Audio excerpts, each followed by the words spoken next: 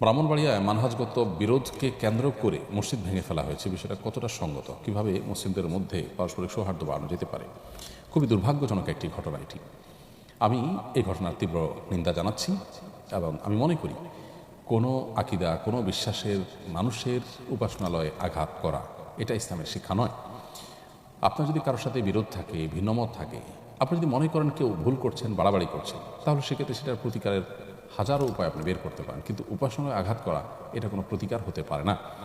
আমরা যে ইসলামের অনুসারী, সেই ইসলামের শুরু থেকে আজও পর্যন্ত নবী করিম সাল্লাল্লাহু আলাইহি ওয়াসাল্লাম, সাহাবা একরাম কেউ অন্য ধর্মাবলম্বীদের উপাসনায় আঘাত করেছে এরকম কোনো ঘটনা আমরা দেখাতে পারব না। মসজিদের দেরাল ছাড়া, যেটি আল্লাহর নির্দেশে মুনাফিকদের তৈরি একটা ষড়যন্ত্রের ঘর, সেটি ছাড়া অন্য কোনো ধর্মীয় উপাসনালয়, অন্য ধর্মের মানুষের উপাসনালয়ে আঘাত করা এটা নবী সাল্লাল্লাহু আলাইহি ওয়াসাল্লাম শিক্ষা নয়। এমনকি জিহাদের ময়দানে নবী সাল্লাল্লাহু আলাইহি ওয়াসাল্লামের সুস্পষ্ট নির্দেশনা ছিল, যদি কেউ কোনো অন্য ধর্মাবলম্বীদের গির্জায় বা কোনো উপাসনায় আশ্রয় নেয় বা সেখানে গিয়ে ইবাদতরত থাকে, তাহলে তাকে হত্যা করা যাবে না। তাহলে আমাদের মুসলমান ভাই একই কেবলাকে আমরা কেবলা হিসাবে মানি, আমাদের আল্লাহ এবং রাসূল এক, আমাদের মৌলিক সব বিশ্বাসগুলোতে আমাদের ঐক্যমত রয়েছে।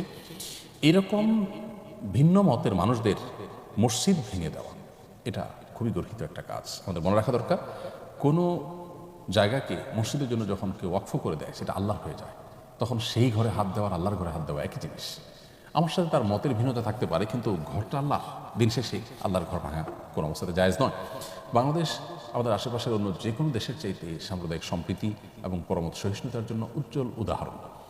যার কারণে পাকিস্তানের মতো দেশেও আমরা জানি মুসলমানদের বিভিন্ন গ্রুপ পরস্পরের সাথে বিরোধপূর্ণ গ্রুপগুলোর মধ্যে মসজিদে হামলা, পাল্টা হামলার ঘটনা ঘটে। বাংলাদেশে কিন্তু সেরকম ঘটনা ঘটে না। ভারতে সংখ্যালঘুদের উপরে ভয়ঙ্কর নির্যাতনের স্টিম রোলার দীর্ঘদিন যাবৎ চলে আসছে, কিন্তু আমাদের দেশে সেরকম ঘটনা ঘটে না। তাহলে মসজিদে হামলা করে, ভিন্ন মতের মানুষের, ভিন্ন আকিদার মানুষদের মসজিদে হামলা করে আমরা আসলে কোনো ভালো অর্জন করতে পারবো না, বরং খারাপ নজির তৈরি হবে। আর মনে রাখা দরকার যে মসজিদ ভেঙে কোনো আদর্শ থামানো যায় না। মসজিদ আপনি একটা ভাঙবেন, দুইটা হবে, পাঁচটা হবে, সিম্পেথি আরও সামাজিকভাবে বেশি পাওয়া যাবে। অতএব মসজিদ ভাঙার এই চিন্তাটাই একটা অসুস্থ চিন্তা। অতএব এই ধরনের গর্হিত কাজ, এ ধরনের অন্যায় কাজ আমরা যেন কেউ আর না করি। যেখানে অন্য ধর্মাবলম্বীদের উপাসনালয় আঘাত করে ভাঙার শিক্ষা ইসলাম আমাদেরকে দেয়নি, সেখানে নিজেদের ভিন্ন মতের মুসলমান ভাইদের মসজিদ কীভাবে আমরা ভাঙতে পারি? পার্শ্ববর্তী দেশ ভারতে যেখানে মসজিদ ভাঙা হচ্ছে, আমরা তার বিরুদ্ধে তীব্র প্রতিবাদ জানাচ্ছি। সেখানে আমরা নিজেরাই যদি ভিন্ন মতের মানুষদের মসজিদ ভাঙি, তাহলে এটা একটা বাজে উদাহরণ হয়ে থাকবে। আমি আশা করব এই ধরনের সংস্কৃতি থেকে আমরা বেরিয়ে আসবো এবং এর নজির যেন আর আমাদের সমাজে দেখা না যায়। আমরা সবাই সচেষ্ট থাকবো। আল্লাহ তাআলা সংশ্লিষ্টদেরকে দায়িত্বশীল আচরণ করার, দায়িত্বশীল ভূমিকা রাখার তৌফিক দান করুন। মাহবুব আলম আপনি লিখেছেন, মসজিদে প্রবেশের সময় যদি ডান পায়ের পরিবর্তে বাম পা আগে দিয়ে ফেলি, তাহলে কি গুনাহগার হব? যেহেতু ডান পা দিয়ে মসজিদে প্রবেশ করাটা সুন্নাহ বা মুস্তাহাব, অতএব ভুলবশত বাম পা দিয়ে ফেললে আপনি গুনাহগার হবেন না। তবে আত্মশাসনের অংশ হিসাবে এরকম ভুল করে ফেললে আপনি আবার বের হয়ে, বাম পাও দিয়ে বের হয়ে এরপরে নতুন করে দোয়া পড়ে ডান পাও দিয়ে আপনি প্রবেশ করলেন। এভাবে যদি করা যায়, তাহলে নিজের বাম পাও দিয়ে বের হওয়ার যে ভুলে বের হওয়ার যেটা প্রবণতা আছে, সেটা দূর হয়ে যাবে ইনশাআল্লাহ। তার এমনি নোমান আব্দি লিখেছেন, মসজিদের ওয়াকফকৃত জায়গায় জনসাধারণের চলাচলের রাস্তা নির্মাণ ও ঈদগাহ নির্মাণ করা জায়েজ আছে কিনা? ভাই নোমান, মসজিদে ওয়াকফকৃত জায়গায় এবং সাধারণের জন্য চলাচলের জন্য রাস্তা নির্মাণ করা হয়েছে, সেই রাস্তায় আপনি ঈদগাহ নির্মাণ করতে পারবেন না। মসজিদের জন্য কেউ যদি ওয়াকফ করেন এবং সেটা যদি মসজিদের কোন কাজে ব্যয় হবে সেটা নির্দিষ্ট করে দিয়ে থাকেন, তাহলে যেখানে দিয়েছেন, যে উদ্দেশ্যে দিয়েছেন, সেই উদ্দেশ্যে সেটা ব্যয় করতে হবে। মসজিদের জায়গাতে আপনি ঈদগাহ করতে পারবেন না। হ্যাঁ, যদি দান করার সময় এটা মসজিদ, এটা ঈদগাহের জন্য নির্দিষ্ট করে দিয়ে থাকেন ওয়াকফকারী, দানকারী, তাহলে সেক্ষেত্রে সেটা ঈদগাহ হতে পারে।